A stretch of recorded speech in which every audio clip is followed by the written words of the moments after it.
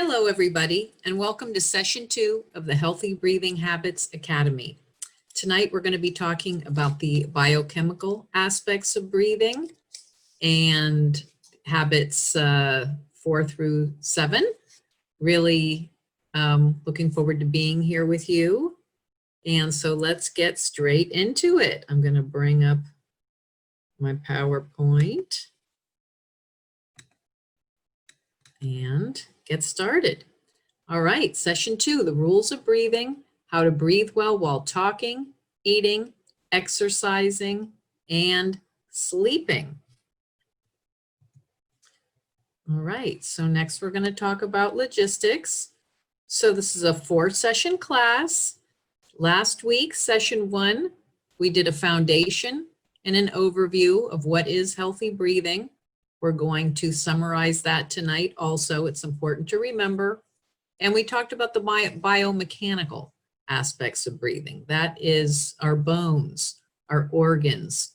We're breathing in through our nose, hopefully not through our mouth unless it's an emergency. And then the air is going down through our airway, a big tube, bypassing the chest and into our diaphragm and back. Like I said, today's session 2, we're going to talk about the rules of breathing, biochemical aspects of breathing. I consider this kind of the operating system because we all basically have the same operating system. The biomechanical aspect, that was the hardware. And next week, we'll talk about the psychophysiological aspects of breathing. And since everybody's got a different story and history, I call those the software and the apps that we've downloaded. And then session 4, we'll talk about helping kids in our life. There's also 3 guided breathing sessions a week. There's a separate Zoom link for that. And also there's written exercises and things to read and view on the Experienceify portal. And we also have a dedicated Facebook group where you can ask me questions. So again, because we're talking about breathing and we have a different need for air in every minute. Remember, our body does not save air. So in each minute, we're breathing a different amount.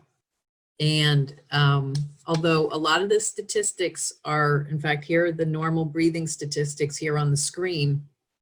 And this is based on, I think, a 170-pound person who is sitting still. So what's normal breathing look like? Again, it's comfortable with regular size breaths, as you can see on the image on the right. There's kind of a consistency to it. Each breath is about the same size, taken at the same interval, taken with the nose, going down to the diaphragm and back. This is happening about every 6 to 8 seconds. And each breath is about the size of a little Coke can. And when doctors talk about breathing, they're talking about this tidal volume of how much air overall we breathe per minute. And so that would be 4 to 6 liters of air per minute. And you can see it's very consistent and nice. Whoops. So that's normal breathing. And then what does poor breathing look like? Well, it's kind of the opposite. It's uncomfortable. It's irregular or unstable, as you can see on the graph on the right. The squiggly line is all over the place with no pattern. In these cases, typically, you can hear somebody breathing on those real high breaths, on those big breaths. Those big breaths are typically taken with the mouth. And because the breathing is rapid, it doesn't have time to go down to the diaphragm. So basically, this person is breathing between the mouth and the chest, which is not a very long journey. And I kind of liken that to somebody who's playing the accordion with the air going very fast in and out and kind of flapping in and out and not being absorbed. So a fast breathing rate can be 14 breaths a minute or more. With a high tidal volume, I mean, the sky is actually the limit if somebody's sighing and yawning multiple times per minute. And, you know, 12 liters of air per minute is actually probably low for a lot of those folks, and that's double the normal rate. Okay, so the breathing pattern is basically how the elements of the respiration rate and the depth, meaning whether somebody's breathing into their chest or their diaphragm, the breaths per minute, the comfort, the symmetry, how they're using their muscles. I have one client whose neck is always using his secondary muscles in his neck because he's chest breathing a lot. How all that comes together. And coaching improves breathing skills for people whose issues are related to habits. Now, there are people out there, and I hope I vetted them out, who are breathing heavily because that's what they need to do given their other health conditions. And that would be a sign of lung disease, diabetes, kidney disease. And so I just want to caution you that if your breathing issue is acute, please go see your doctor, because this type of breathing is based on people who have a habit pattern that can be changed through self-management. Okay. So tonight we're going to talk about the control pause. The control pause is a measure of how long someone can comfortably hold their breath. And what you do, you can see in this diagram, is that you take a couple normal breaths. You can actually take more than that. You get ready for it. You wait until you feel relaxed, and then you take a couple breaths. At the end of your second exhale, you hold your breath at your nose. You plug your nose, otherwise you're going to hold it here and it's uncomfortable. And then you hold your breath until the first sign of air hunger. Now, if you've been, let me just look at my cursor. If you have been breathing every 4 or 5 seconds, look at this cursor here, you would normally take a breath. So you're going to just go past that and it's not going to be too uncomfortable. But once you get over here where the next breath is taken, basically you might have a muscle spasm in your throat, something just twitches. That's your sign, besides just a feeling that I want this to end. But you can also have physical signs. So what you want to do is basically take that breath when you can still take what we consider a normal breath. If you have to gasp up here, then you waited too long. And this is an art and a science. So if you're watching this video, what I'd love you to do is pause here and go get your phone and get out the stopwatch and relax and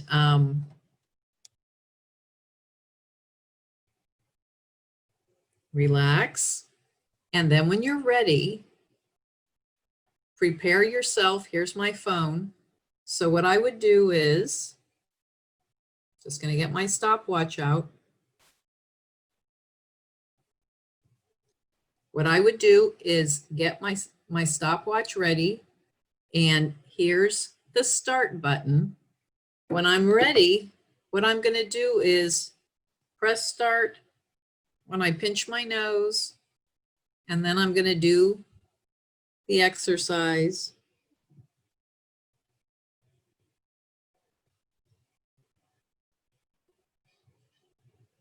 And then when I take my hand off, I'm going to press stop. And again, this is something that you might have to familiarize yourself with. Get a setup that works for you. Put your phone, or if you actually have a coaches stopwatch use that. But the point is that this is something that you will get better at taking over time. So then you have your control pause in number of seconds, and we will work with that coming up. We'll talk about what the numbers mean. Okay, so basically turn your computer to pause, take your control pause, and then come back. And I'll see you at the next session, the next segment.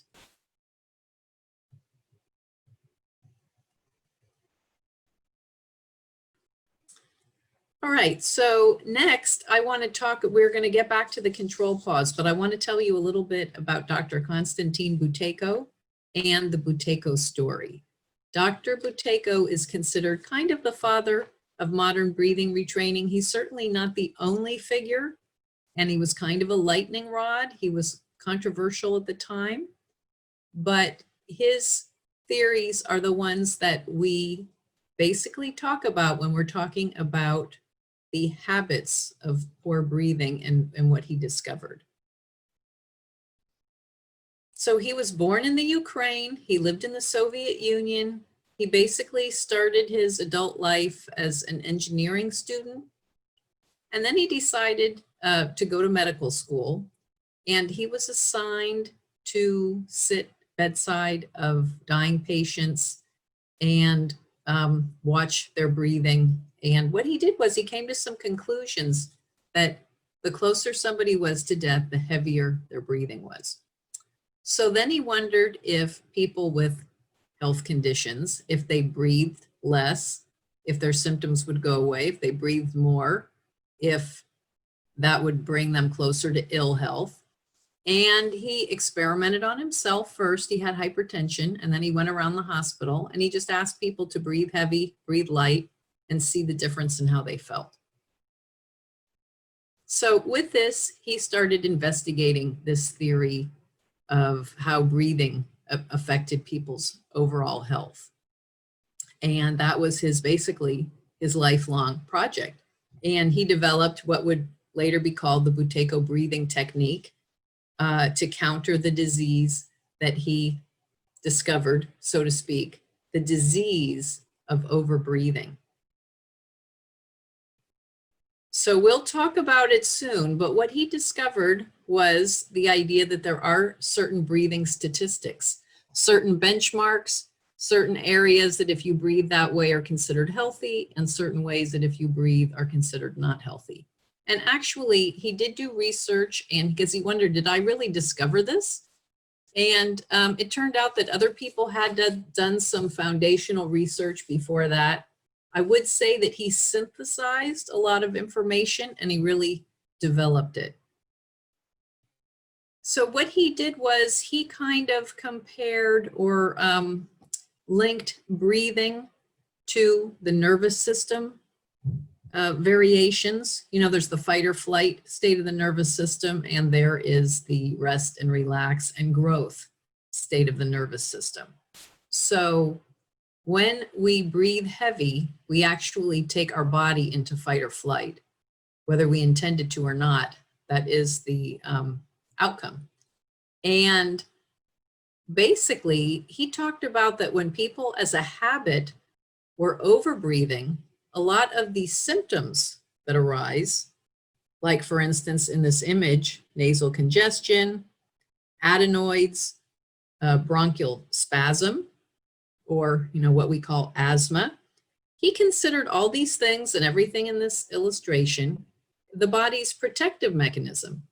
What happens when we overbreathe, according to his theory, is that our muscles contract, and that is part of the fight or flight aspect of the nervous system, where in an emergency, historically, our bodies move all the blood to the limbs so that we can run. And an emergency, a physical emergency like being chased by a predator or a warrior on the other team, doesn't last too long. So either you wind up, you escape, or you're dead. And in which case you can shake yourself off and then, resume your digestion, your immune system and all this stuff. So But what happens in our modern society is that a lot of our problems originate, I wouldn't say they originate in our mind, but we have a lot more time to mull them over. Like my taxes are due in 2 months, right? Or when am I going to get back to work from this coronavirus, that type of thing. So we can be in that fight or flight state for a long time and have all these chronic symptoms. And this is what he was really addressing with his theory, which is why acute disease doesn't follow his theory. And there are other reasons why we might increase our drive for breathing, like lung cancer, stroke, acute illnesses. But he was really talking about this overbreathing as a habit and these protective mechanisms arising. Now, this is the lecture where we're talking about the biochemistry of breathing. So what happens is we have a respiratory control center in our brain, and this is an image of that. It's in the medulla, which is the reptilian part of our brain. And what happens is that part of our brain is really interested in balancing the gas of oxygen with the gas of carbon dioxide. Oxygen comes from outside, and we take what we need, and then we exhale out the rest. And in the case of carbon dioxide, we produce that in our body and we exhale it, and there's a risk of us exhaling too much. So when we talk about breathing, a lot of it is based on what we call our carbon dioxide tolerance. So in the case of breathing, we're bringing in oxygen, but the risk of overbreathing has nothing to do with oxygen as much as breathing out too much carbon dioxide and then having to raise our carbon dioxide tolerance. And this balance between these gases affects pH, which is very important as far as regulating what's normal for each organ, for our blood. Each organ and each type of fluid has an optimal pH, and breathing affects all that, which is why people don't understand how their breathing could affect their digestion or constipation or brain fuzziness or a lot of factors that have to do with levels of pH, and that also affects like how well is an organ actually functioning. So that's kind of the invisible link for breathing as to why it affects practically everything. Here is a chart that Dr. Buteyko came out with, and he considered this basically his legacy. And what it was the control pause, which is right here in this column. He thought the control pause, the measure of how long somebody can hold their breath comfortably, was right up there as an important biomarker. It was just as important as the pulse or the blood pressure, that this was an essential measurement. And as you can see there, so what he does is on the left-hand side, he's talking about somebody's condition, their disease condition, with normal being in the middle. So above normal is better and below normal is diseased. And then the type of breathing, he thought that good breathing was light and deep breathing, not so good. And then that was linked to a percentage of carbon dioxide in the alveola, the lungs, and also in the blood. And then he had a control pause for each percentage here, and how long somebody could hold their breath comfortably, how long somebody could hold their breath as a maximum pause, which we don't do, and in general, what was the pulse associated with that? So remember, so see, there's no oxygen anywhere on this chart. He's basically talking about the carbon dioxide in the lungs. Now, what these numbers mean, just so you know, because oxygen and carbon dioxide are gases, what Buteyko did in his time was he had somebody do this control pause, and he would take a blood sample at that time, and he would measure the carbon dioxide, which was a gas, in the liquid blood. So that's what he's at. So he actually took the blood measurement statistics and then attached them to the control pause that people were taking. So right now, these days, we're making assumptions of what's good based on his, the foundation of the blood samples he took. Okay, so the next slide, and I apologize for the production value. I've got to remake some of these. This just talks about the composition of oxygen and carbon dioxide and inhaled air and exhaled air, just to prove the point. So oxygen, if you didn't know, contains 21% oxygen. And then when you exhale it, it still has 16% oxygen. So you're really only using 25% of the oxygen in the air you breathe.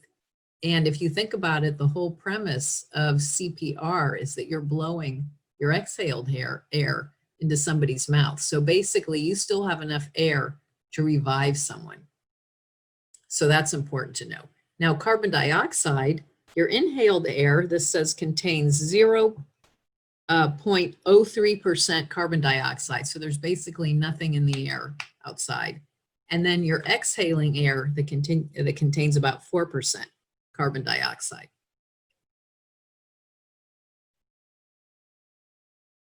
And apparently, since the age of the dinosaurs, there used to be a lot more carbon dioxide in the environment.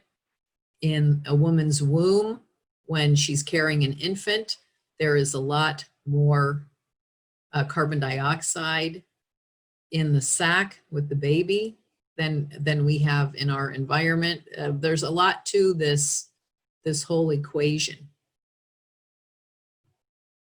Okay.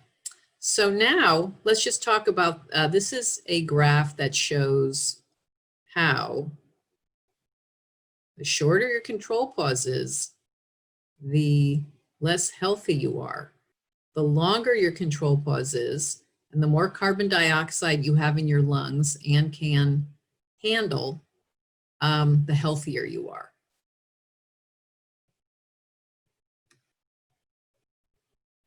So I'm eager to hear what your control pause is at some point. This is a slide that we show children to kind of explain the whole deal where, you know, you can have oxygen in your blood. Most of us, if we're not carrying around an oxygen tank, do have enough oxygen. But the issue is that it's the carbon dioxide that gives the body the signal to release the oxygen from the red blood cells that are circulating in our blood vessels. So typically, if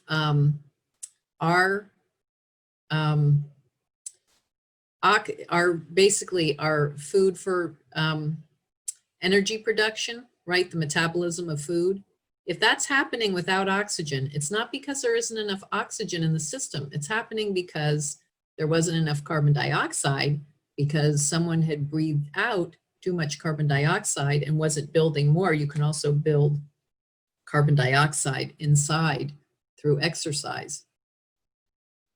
But so if oxygen isn't available for cell metabolism and energy production from, you know, food, digested food, that's because there isn't enough carbon dioxide to give the signal to release the oxygen.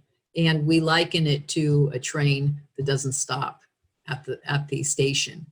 And I grew up in San Francisco, and I remember when buses did not stop at the station, and because they were full. So here is a slide that shows a breathing pattern and body oxygenation and what Dr. Buteyko would have expected somebody's control pause to be based on how fast and heavy they were breathing. Okay, let's just forget this ideal breathing pattern, which is 3 breaths a minute and a 180-second control pause. He basically, or he thought that a normal control pause was 60 seconds, someone being able to hold their breath for 60 seconds. Now, this is very interesting because the amount that people are able to hold their breath in general these days in modern society has really diminished because of our circumstances, sedentary jobs, food that we're eating, the quality of our sleep with electric lights. I mean, if you think about it, so much has changed in the last 200 years for sure, maybe 300 years in general. I mean, but think about it. There was a time 100 years ago or maybe 120 years ago where very few people had cars. Cars were just being developed. Electric lights hadn't been around for that long. I don't know what year the telephone came into play, but if you think about it, we're talking a lot more now that there are telephones. It used to be, you know, you just talk to the people you were around and then maybe you'd said everything there was to say, kind of like this shelter at home thing. So anyway, this slide is saying that the normal breathing pattern of 6 liters of air per minute and 12 breaths per minute yields a control pause of about 40 seconds. And I would say when we're working with people, most of their symptoms are suspended at about a 40-second control pause. Dr. Buteyko didn't let anybody teach the method unless they had a 60-second control pause. So 40 is kind of a dumbing down of his statistic, but it's also, there was talk in our community about how come so few people have 60 nowadays? What's with that? And we kind of came up with it. A lot of it is just environmental factors and social factors of what people do for work and how much time we really have to exercise, given that we're not just, we're exercising, I don't want to say for pleasure, but it's not, there's nothing productive about it. Like when people were working in the fields or using their bodies for their livelihoods more. Okay. This is a really interesting slide for anybody with asthma or anxiety in particular. It talks about at 40 millimeters of mercury of carbon dioxide. Remember, I was talking about measuring carbon dioxide as a gas from blood. And these are the measurements of millimeter of mercury displaced in a beaker tube. So 40 is normal breathing without constriction, and that means that you're breathing 4 to 6 liters of air. Now, let's say you've got asthma, or you're having, something has gotten somebody who has some anxiousness worked up, and your situation goes to the point where you're over breathing here. So you're breathing 10 to 14 liters of air per minute rather than 4 to 6, right? So that's breathing between 2 and 3 times more than normal. And, this person requires daily medication. Well, this person then basically has a good laugh, let's say, because it takes a lot of air to laugh. And then their situation dips below this 33 millimeters of mercury. That's how much carbon dioxide they have. It dips below that, and they're taking in more air, and they've got basically then an asthma attack.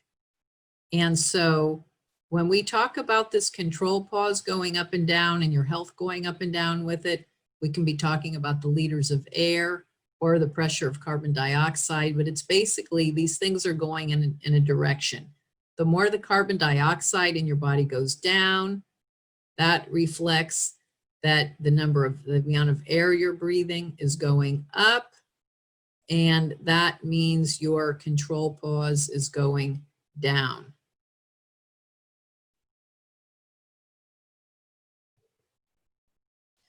This is a diagram Dr. Buteyko used himself of what he thought normal breathing looked like, which was an inhalation of 2 to 3 seconds, an exhalation of 3 to 4 seconds, and then a natural pause at the end of 3 to 4 seconds. And then he had what a breath hold would look like and what a breathing in a sick subject looked like. See those really big breaths.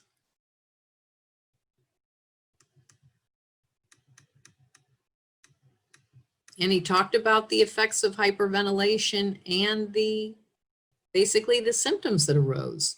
A decrease in carbon dioxide in the alveoli and the blood, increased metabolism and metabolic disorders, bronchial constriction, asthma, constriction of the blood vessels and other smooth muscle, which means things tightening and everything and all the conditions that can result from a muscle around an organ or around a tube tightening.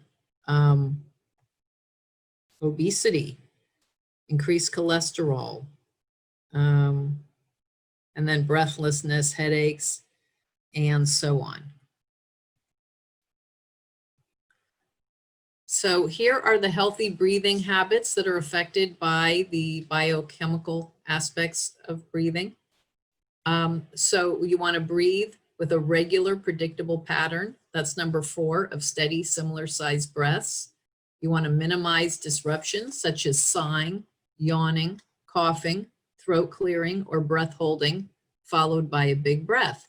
So this normal pattern, this normal predictable pattern is what we're going for. Not with any not with zero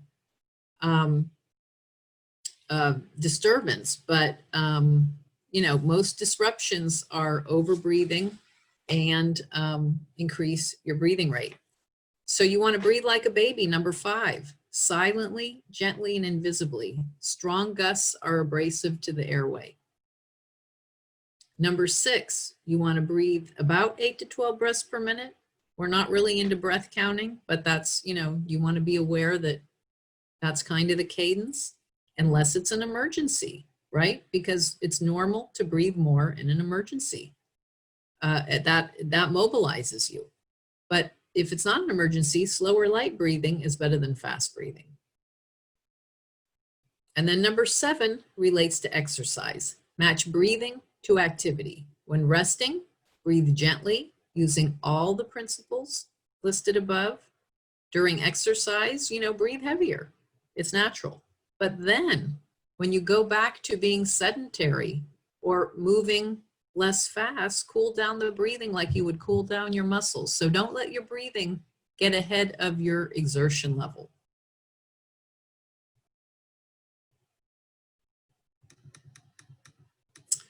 All right, now we're going to talk about specific breathing exercises and relate everything to the corrective breathing formula, which is breathe with your nose, stop breathing with your mouth, and breathe less.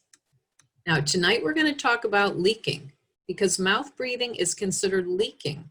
So you want to be aware and kind of train yourself to talk, eat, sleep, and exercise without mouth breathing. Many people come to my office and say that they don't mouth breathe. Well, they do when they're doing these activities. So breathing and talking. I have a whole blog post and there are links in the Experienceify portal on video clips on YouTube watching various celebrities and public figures breathe. Barack Obama and Johnny Carson and actually Jimmy Kimmel. A lot of these late night hosts actually are pretty good breathers. And I think the reason is they say something and then they wait for the punchline to go over with the audience. And Barack Obama also spoke in very short sentences and then paused. Joan Rivers, the late Joan Rivers on the other side, really gasped. One of my favorite clips is any clip with Joan Rivers includes hyperventilation. So check those out. Okay, now I want to talk about how you breathe and talk and actually eat as well. The formula is the same, which is that you inhale with your nose and then you talk on the exhale. When you need to breathe again, you close your mouth and you inhale again.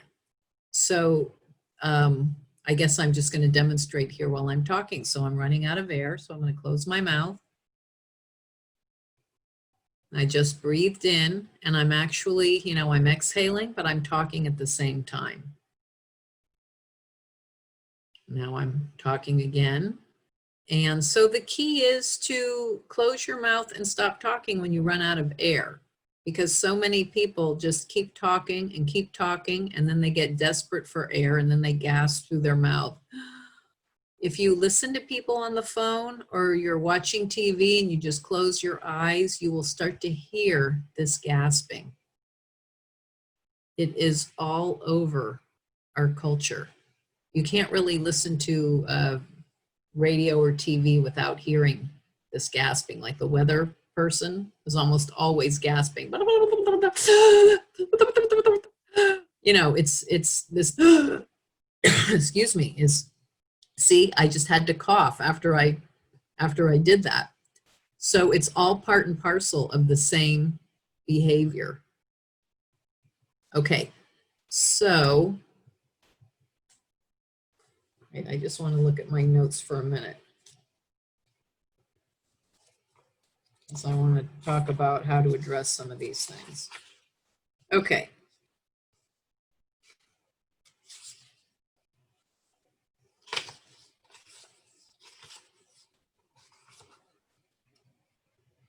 Okay, so I want to talk to you. Yeah, all right. So I thought I might have another slide here, but I don't. Whoops. Okay, Dell update needed.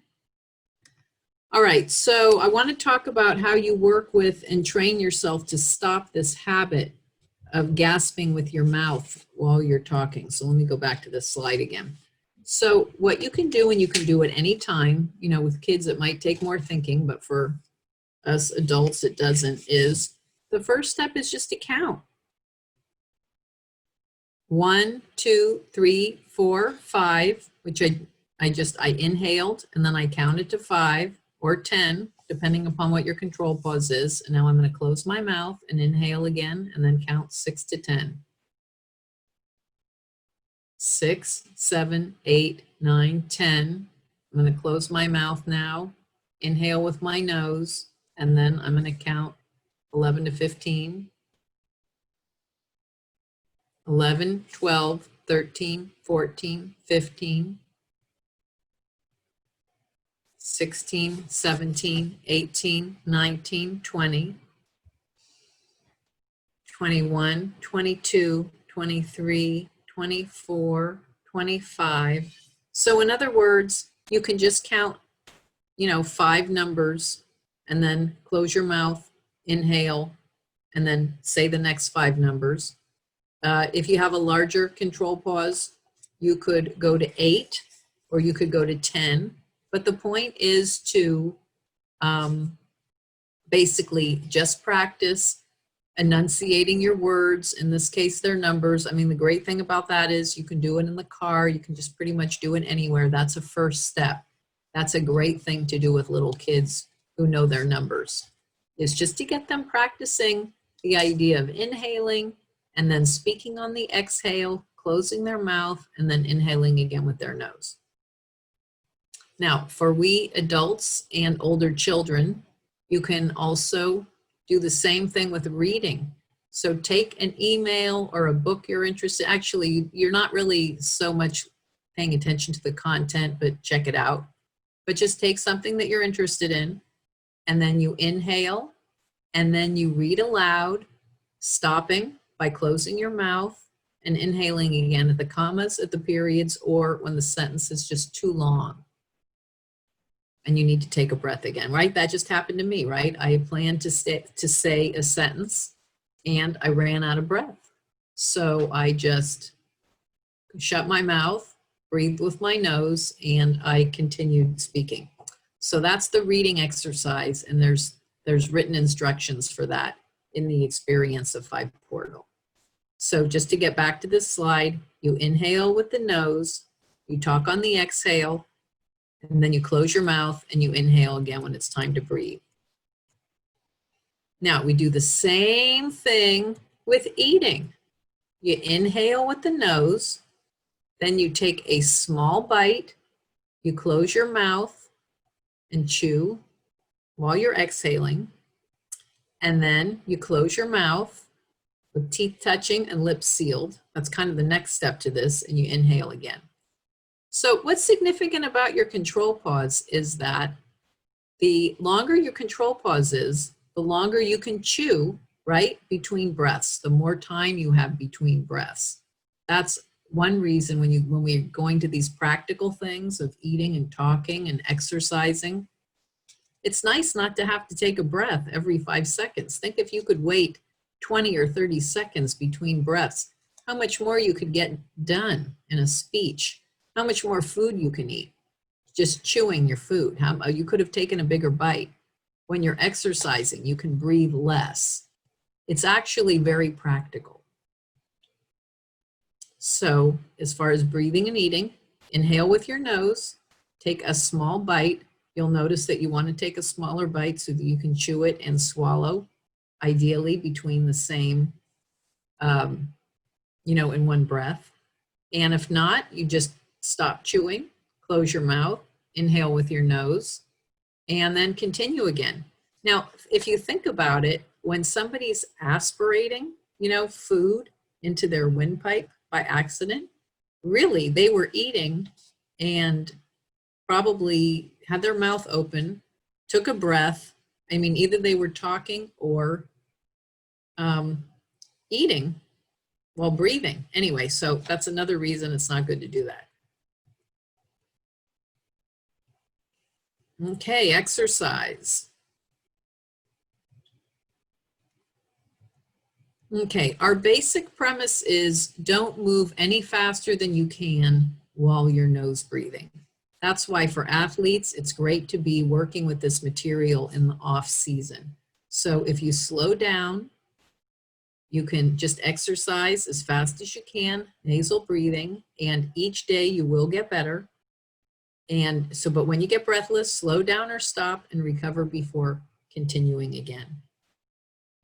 Obviously, exercise is a huge topic, and most advanced breathing practices involve exercise, involve breath holding and relaxation, variations of each while you're exercising, and that's how you really get your respiratory system fit, is by doing all this nasal breathing, all this relaxation while you're exercising. This is, again, a fuzzy chart, but it's super interesting. And this lends itself to what I was saying before about how what's considered normal has kind of gone down over the last, 50 years or something. And this is talking about how much exercise you would need to get to have various control pauses. And so right now, for somebody under 30 to have a control pause of 35, according to this chart, they would have to have 3 hours of exercise a day. And for middle-aged people, age 40 to 60, they would have to have 2.5 hours. And over 70, you get by with 2 hours. Okay, so that's a lot of I have tried to exercise a lot, and the demands of working and parenting, even having dogs where I can't get aerobic exercise, walking them, it takes its toll. My first breathing instructor talked about how you really had to be affluent in this society to be at the highest levels of health, between the food that you would eat and prepare and the level of exercise you needed. And unfortunately, that's true. But you can reduce and eliminate a lot of symptoms having a control pause of 35. So it's worth doing to the level, whatever level you can. Okay, I think sleep is the last topic we're going to take on. And basically, what is healthy breathing when you're sleeping? Well, first of all, we have a 24/7 breathing pattern. So however we're breathing during the day, we're going to be breathing at night. So for mouth breathing during the day, it's very possible we're going to be snoring at night, because having your mouth open is one of the two major precursors of snoring. Not that everybody who mouth breathes snores, but it's certainly easier if you have your mouth open. And over breathing, you know, if you're breathing with strong gusts, right? That's if you're in the right position physically on your back, and then your mouth breathing, and then you're breathing heavy. What happens is that the air vibrates that uvula in the back of your throat, and that can contribute to snoring. So that's how we often call breathing, snoring, breathing related sleep, or sleep related breathing, but just that the two are linked in that way. So one thing you can do to work with having healthy breathing at night is to do relaxed breathing, 5 to 10 minutes of it before bed. You can use a chin strap, or if you're comfortable, you can tape your mouth only with paper tape. I have recommended a certain brand that is very safe. It comes off if you do open your mouth, so it's not forcing you to have your mouth closed. And then to assess in the morning if your mouth's dry. If your mouth is dry, that means that you are probably breathing through your mouth at night. If your mouth is wet and moist and has a certain quality that's still comfortable, odds are you are breathing through your nose. So those are the topics for this week. It's a lot to digest. There's a lot of information you can look at on the Experienceify portal if you like. And we have our breathing practices too in the mornings, for me anyway, at 8 a.m. Pacific time. So thank you for your attention. See you next time.